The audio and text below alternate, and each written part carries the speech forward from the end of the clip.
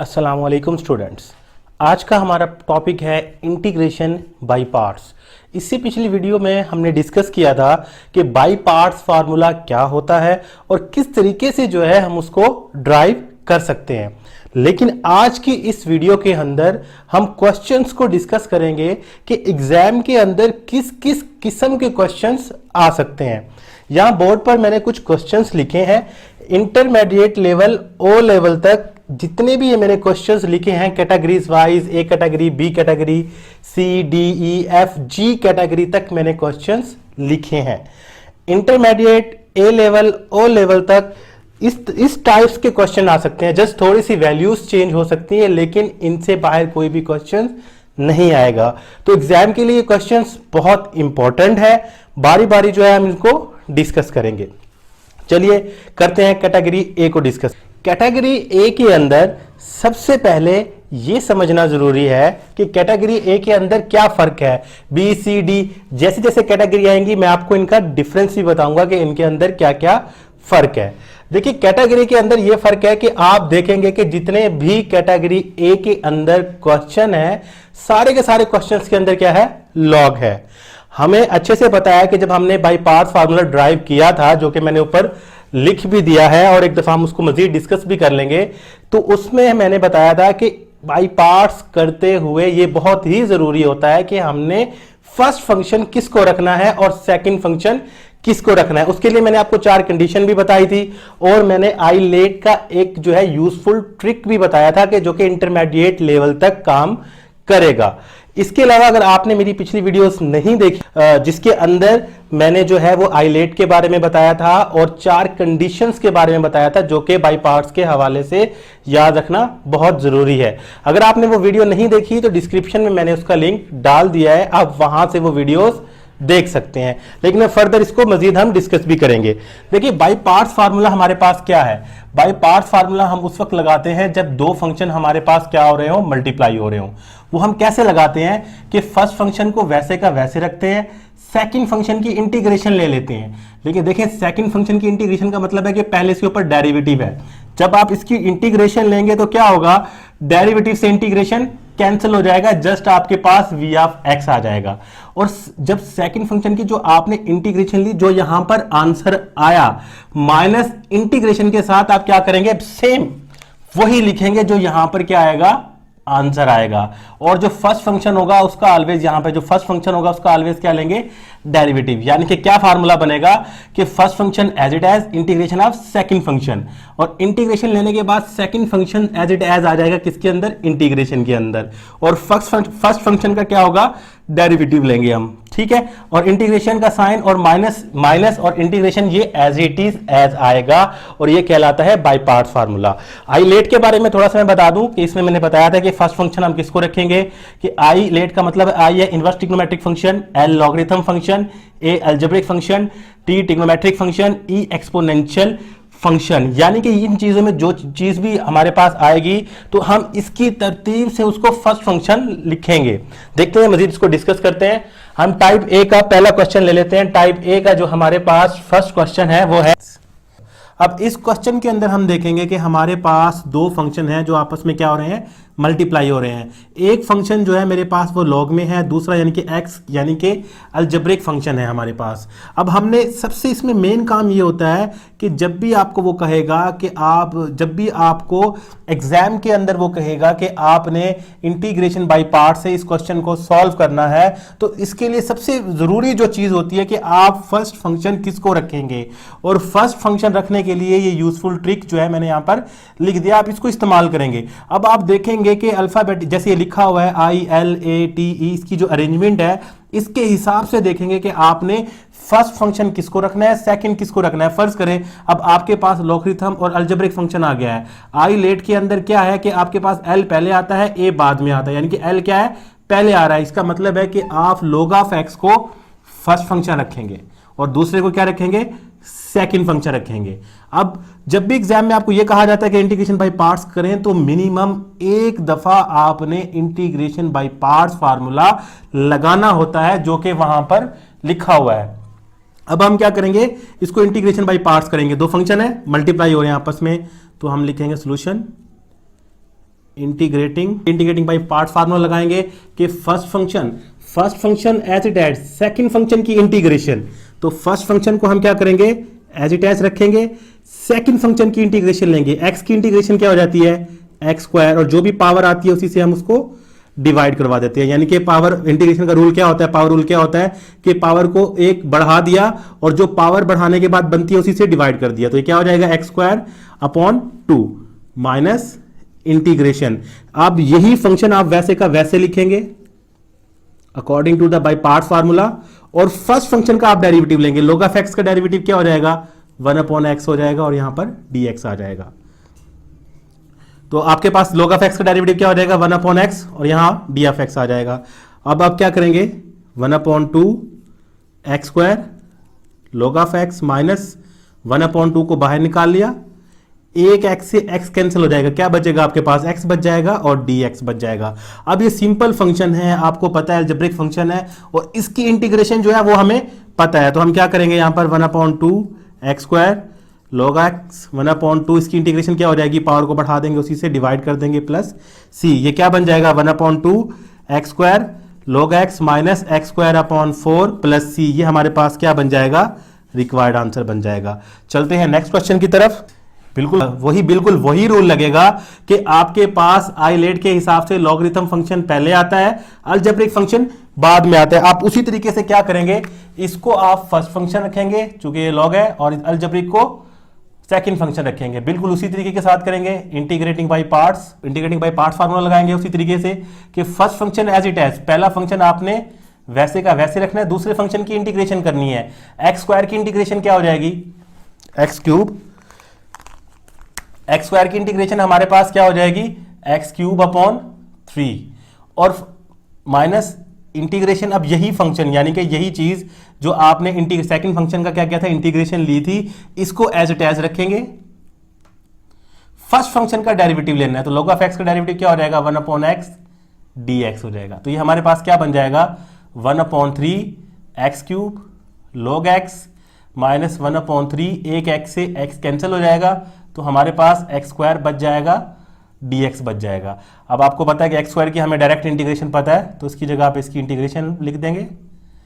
x square की integration हमारे पास क्या बन जाएगी x cube upon 3 plus c, तो ये हमारे पास क्या बन जाएगा 1/3 x cube log x minus x का क्यूब अपॉन 9 प्लस c, ये हमारे पास क्या बन जाएगा रिक्वायर्ड आंसर बन जाएगा। चलते हैं नेक्स्ट क्वेश्चन की तरफ। अब आप इस क्वेश्चन को जरा गौर से देखें, इसको आपने क्वेश्चन को जज करना है। मेरे पास इस क्वेश्चन के अंदर क्या है लॉगरिथम फंक्शन है। अब मैं जानता हूं कि लॉग की इंटीग्रेशन तो मुझे पता ही नहीं है और मैंने इसको इंटीग्रेशन बाय पार्ट से सॉल्व करना है, तो मैं क्या करूंगा जब भी आपके पास ऐसा केस आ जाएगा कि एक ही फंक्शन आ जाएगा और उसकी इंटीग्रेशन आपको नहीं पता होगी, तो आप क्या करेंगे आप dx के साथ 1 लगाएंगे। हमें पता है इसके साथ कुछ नहीं होता तो 1 होता है, तो अब आप क्या करेंगे हमेशा लॉग इसको फर्स्ट फंक्शन रखेंगे, इसको सेकंड फंक्शन रखेंगे। 1 जब भी आप खुद से लगाएंगे आपको जरूरत पड़ेगी 1 लगाने की, ऑलवेज आप 1 को सेकंड फंक्शन रखेंगे। ठीक हो गया। अब इसको बिल्कुल उसी तरीके के साथ करेंगे इंटीग्रेटिंग बाय पार्ट्स। अब इस पे according to the by parts formula उसी तरीके के साथ according to the by parts formula उसी तरीके के साथ हम इसको करेंगे कि first function as it is, पहला फंक्शन वैसे का वैसे ही, दूसरे फंक्शन की इंटीग्रेशन 1 की इंटीग्रेशन क्या हो जाएगी हमारे पास x हो जाएगी इंटीग्रेशन, और ये x वैसे का वैसे आ जाएगा। फर्स्ट फंक्शन का डेरिवेटिव, जब हम डेरिवेटिव लेते हैं हमें पता है कि अगर ऊपर पावर होगी तो हम क्या करते हैं पहले पावर को नीचे उतारते हैं, फिर फंक्शन की पावर में से एक कम करते हैं। 2 में से 1 एक कम करने का मतलब है 1 कम करेंगे, 2 में से एक कम करेंगे क्या बच जाएगा 1 बच जाएगा, और पावर के बगैर अंदर जो फंक्शन होता है उसका अलग से डेरिवेटिव लेते हैं। तो log ऑफ x का डेरिवेटिव क्या हो जाएगा 1/x dx, ये हमारे पास क्या बन जाएगा x log x माइनस एक x से x कैंसिल हो जाएगा, 2 को आप बाहर निकाल लेंगे तो आपके पास क्या बन जाएगा log x बन जाएगा और dx बन जाएगा। अब हम जानते हैं कि हमारे पास फिर सिंगल टर्म आ गई। अब इस सिंगल टर्म का अगर हमें इंटीग्रेशन पता होती तो ठीक, लेकिन log ऑफ x की हमें इंटीग्रेशन अभी तक हमने नहीं पढ़ी, तो हम क्या करेंगे हम फिर इस पे बाय पार्ट्स लगा देंगे। हम क्या करेंगे इसको इंटीग्रेशन सॉल्व करने के लिए फिर इस पे बाई पार्ट्स दोबारा लगा देंगे। जब जब ऐसा होगा कि हमें जरूरत पड़ेगी बाई पार्ट्स लगाने की, तो हम ऑलवेज उसको क्या करेंगे, by parts again by parts उस पर लगा देंगे। उसी तरीके से ये सेकंड फंक्शन 1 जब भी हम खुद से लगाएंगे, हमें जरूरत पड़ेगी तो 1 को हमेशा सेकंड फंक्शन रखेंगे। ये फर्स्ट फंक्शन। अब आप क्या करेंगे, यहां पे लिखेंगे अगेन इंटीग्रेटिंग बाई पार्ट्स। उसी तरीके से आप बाई पार्ट्स फार्मूला लगाएंगे, x log x इसका स्क्वायर माइनस 2। अब आप क्या करेंगे, 2 को बाहर रखना है। अब इस फंक्शन पे, इस पे आप क्या करेंगे, बाई पार्ट्स फार्मूला लगा देंगे। तो वो क्या होगा, first function as it is, sorry first function as it is, second function की इंटीग्रेशन, 1 की इंटीग्रेशन क्या हो जाएगी, x minus second function same, यानी कि ये सेकंड फंक्शन सेम का मतलब है कि ये वैसे का वैसे यहां पर आ जाएगा जैसे कि आंसर आएगा। तो अब हम क्या करेंगे, फर्स्ट फंक्शन का डेरिवेटिव log ऑफ x का डेरिवेटिव क्या हो जाएगा, 1/x dx। अब हमारे पास ये क्या बन जाएगा, x log x इसका स्क्वायर। अब ये 2 पूरे सबके साथ मल्टीप्लाई होगा तो ये क्या हो जाएगा, minus 2x log x minus minus plus ये 2 x से x कट जाएगा, क्या बचेगा, 1 dx बन जाएगा। और मुझे पता है कि 1 की इंटीग्रेशन मेरे पास क्या होती है, 1 की इंटीग्रेशन मेरे पास x होती है। तो ये मेरे पास क्या बन जाएगा, प्लस 2x प्लस c। तो ये क्या बन जाएगा, मेरे पास रिक्वायर्ड आंसर बन जाएगा। क्वेश्चन नंबर 4, क्वेश्चन नंबर 4 बिल्कुल सेम इसी तरीके के साथ है। आप इस पूरे को क्या कंसीडर कर लेंगे, इस पूरे को आप x कंसीडर कर लेंगे कि ये log ऑफ x है। उसी तरीके से यहां पर 1 लगाएंगे और इसको सेकंड फंक्शन रखेंगे, इसको फर्स्ट फंक्शन रखेंगे और बिल्कुल उसी तरीके से इंटीग्रेटिंग बाई पार्ट्स आप इस पे फार्मूला लगा देंगे। तो हम चलते हैं डायरेक्ट क्वेश्चन नंबर 5 की तरफ। अब आप क्या करेंगे, बिल्कुल उसी तरीके के साथ, आपके पास एक फंक्शन लॉग में है और दूसरा अलजेब्रिक में है, तो उसी तरीके के साथ आप क्या करेंगे, इसको फर्स्ट फंक्शन रखेंगे और इसको अलजेब्रिक को सेकंड फंक्शन रखेंगे। क्योंकि हमारे पास लॉग पहले आता है, अलजेब्रिक यानी कि एल पहले आता है, ए हमारे पास बाद में आता है। तो ये हमारे पास उसी तरीके के साथ अब हम इसको सॉल्व करेंगे। अब आप क्या करेंगे, फर्स्ट फंक्शन वैसे का वैसे लेंगे, सेकंड फंक्शन की आप इंटीग्रेशन लेंगे।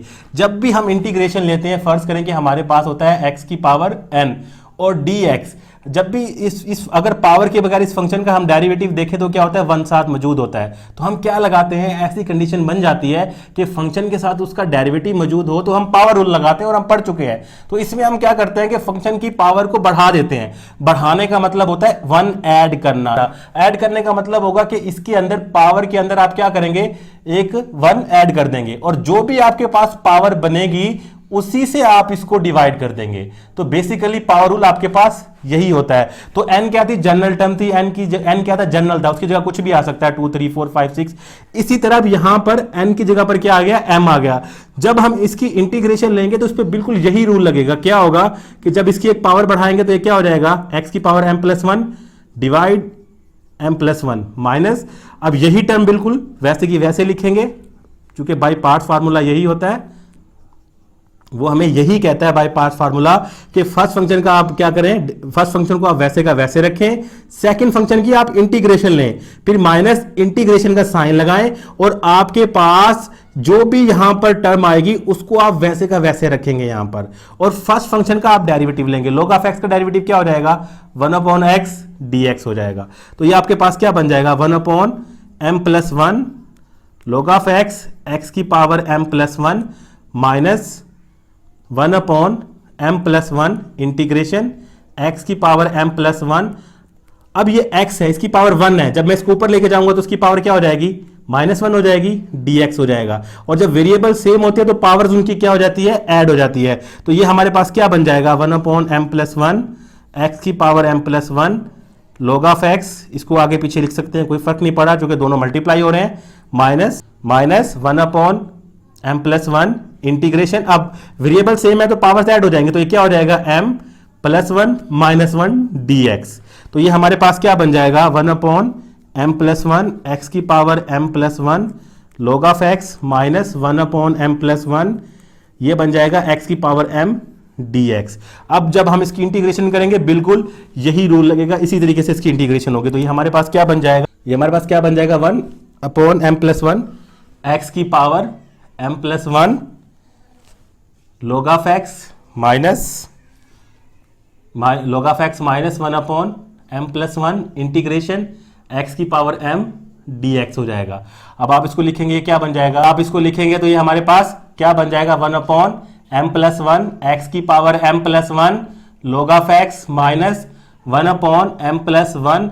और जब इसकी इंटीग्रेशन लेंगे तो क्या हो जाएगा, इस पर बिल्कुल वही रूल लगेगा जो कि हम लगाते आ रहे हैं कि इसकी पावर में एक 1 ऐड हो जाएगा और उसी से ये डिवाइड हो जाएगा +c। तो उसी से क्या हो जाएगा, डिवाइड हो जाएगा +c बन जाएगा हमारे पास।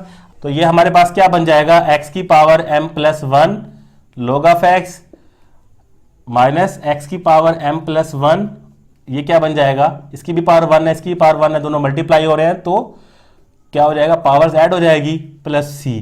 ये हमारे पास क्या बन जाएगा, रिक्वायर्ड आंसर बन जाएगा। फर्दर आप इसको एक स्टेप और बढ़ा सकते हैं कि आप इसमें से 1/m+1 x की पावर m+1 कॉमन ले सकते हैं, तो ये आपके पास बनेगा log of x minus 1/m+1 +c। ये हमारे पास आंसर बन जाएगा। आप एक स्टेप और बढ़ा सकते हैं।